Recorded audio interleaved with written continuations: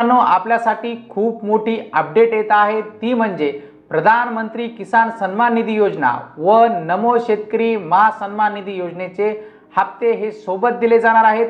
हे हप्ते सोबत कधी दिले जाणार आहे, कशा पद्धतीने याचं वितरण केलं जाणार आहे, याच विषयाची सविस्तर माहिती जाणून घेण्याचा प्रयत्न आज आपण या व्हिडिओमध्ये करणार आहोत। आपण माहिती असायलाच हवी या यूट्यूब चॅनलवर पहिल्यांदा असाल, हा यूट्यूब चॅनल नक्की सबस्क्राइब करा, त्यासोबत शेजारील बेल आयकॉन दाबायला विसरू नका। तर चला मित्रांनो, सुरू करूया आजचा हा व्हिडिओ।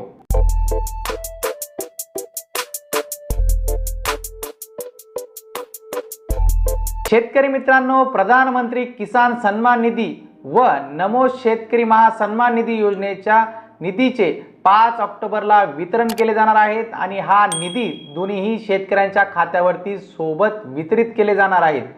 पीएम किसान सन्मान निधी योजना व नमो शेतकरी महासन्मान निधी या योजनांचे माहे ऑगस्ट 2024 ते नोव्हेंबर 2024 या कालावधीत अनुक्रमे 18वा व नमो शेतकरी महासन्मान निधी योजनेचा 5वा हप्ता प्रधानमंत्री नरेंद्र मोदी यांच्या हस्ते शनिवारी 5 ऑक्टोबर 2024 रोजी सकाळी 10 वाजता वाशिम जिल्ह्यातील पोहरादेवी येथील निधी वितरण समारंभात करण्यात येणार आहे। या समारंभात राज्यपाल सुद्धा उपस्थित राहणार आहेत, त्यासोबत मुख्यमंत्री उपमुख्यमंत्री दोन्ही उपमुख्यमंत्री हे उपस्थित राहणार आहेत।